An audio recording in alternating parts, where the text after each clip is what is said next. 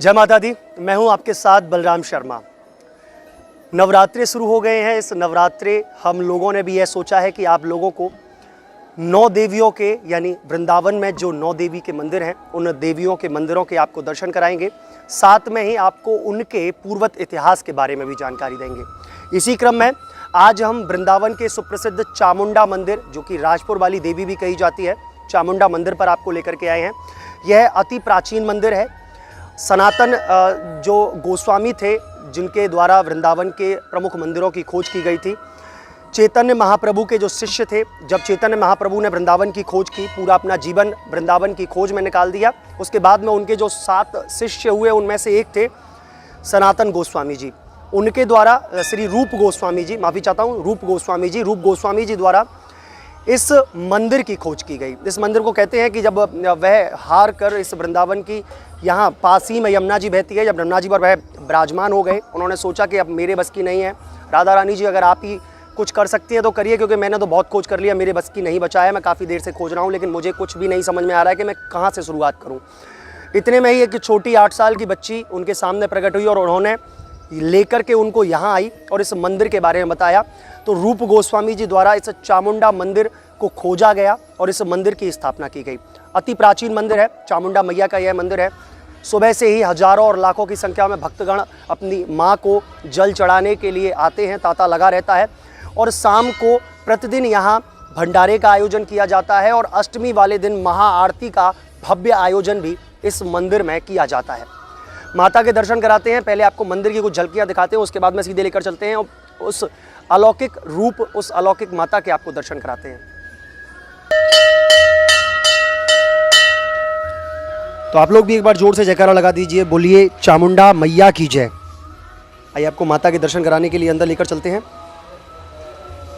सुबह से ही हजारों की संख्या में यहाँ भक्तगण आते हैं और अपनी माँ, अपनी चामुंडा मैया को जल चढ़ाकर अर्पित करते हैं, जल पूजा अर्चना करते हैं।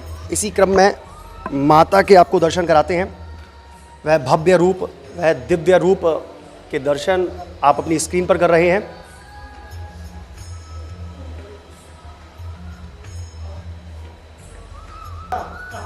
तो आपने माता के अलौकिक रूप के दर्शन किए और वह दिव्य रूप जिसको दर्शन एक झलक देखने के लिए हजारों की संख्या में इस मंदिर में भक्तगण आते हैं। हमारे साथ इस मंदिर के सेवा अधिकारी बिहारी लाल जी मौजूद हैं। उनसे जानते हैं इस मंदिर का इतिहास क्या है। जितना हमें पता था हमने आप लोगों को बता दिया, लेकिन पूर्व जो इतिहास है वह बिहारी लाल जी से जानते हैं।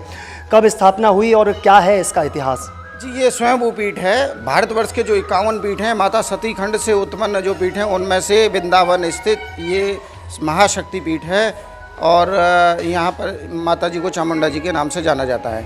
इसकी खोज के लिए सनातन रूप गोस्वामी जी जब सर्वप्रथम वृंदावन आए तो वो निराश हो गए, क्योंकि पश्चिम बंगाल से उन्हें यहाँ आने में काफ़ी समय लगा। एक्चुअल था क्या कि हमारी हिस्ट्री सब मुगल काल में नष्ट वष्ट कर दी गई। उसके बाद चैतन्य महाप्रभु जी ने अपना पूरा जीवन हिंदू धर्म के पुनरुत्थान के लिए समर्पित किया। चैतन्य महाप्रभु जी जब वृंदावन आए तो वो थोड़े से कन्फ्यूज यूँ हुए कि यहाँ से नंदगांव बरसाना की दूरी करीबन 55 किलोमीटर है और गोवर्धन की दूरी करीब 25 किलोमीटर है। तो वो ये सोचने लगे कि क्या भगवान कृष्ण जो है गाय चराते चराते बरसाने से वृंदावन आ जाते थे, इतनी लीलाएं करते थे और वापस पुनः जो है 55 किलोमीटर की दूरी तय करके वृंदावन बरसाना पहुंच जाते थे। तो वो कन्फ्यूज हुए, तो क्योंकि उनके पास समय अभाव था तो अपने शिष्य सनातन रूप गोस्वामी जी को उन्होंने प्रॉपर वृंदावन के उन स्थानों की खोज करने के लिए भेजा जहां भगवान श्री कृष्ण ने लीलाएं की थी। तो सनातन रूप गोस्वामी, क्योंकि प्राचीन काल में किसी प्रकार के संसाधन नहीं थे, इसलिए नदी के सहारे चलते हुए सनातन रूप गोस्वामी जी काफ़ी समय में यहाँ पहुँचे और यहाँ बैठकर यमुना जी के सहारे बैठकर एक दिन निराश हो गए और यमुना जी से प्रार्थना करने लगे कि हे यमुना महारानी, मैं जिस उद्देश्य से आया था वो मेरा अभी पूर्ण नहीं हुआ है और आगे मैं क्या खोज करूँ, मुझे कुछ आभास नहीं हो रहा है। तो या तो आप मुझे कुछ आभास कराइए या मैं अपने आप को आपको समर्पित करता हूँ, आप मुझे स्वीकार कीजिए।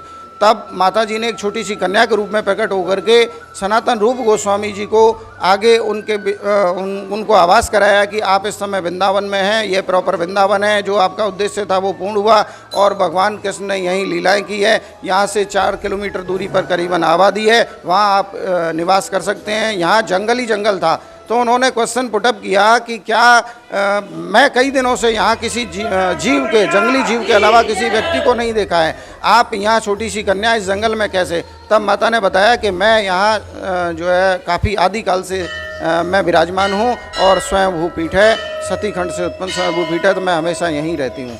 उस समय उनकी सुरक्षा में माता ने पूरा ध्यान रखा और तदोपरांत श्री सनातन रूप गोस्वामी जी यहाँ से मदन मोहन टीले पर जाकर के निवास करने लगे।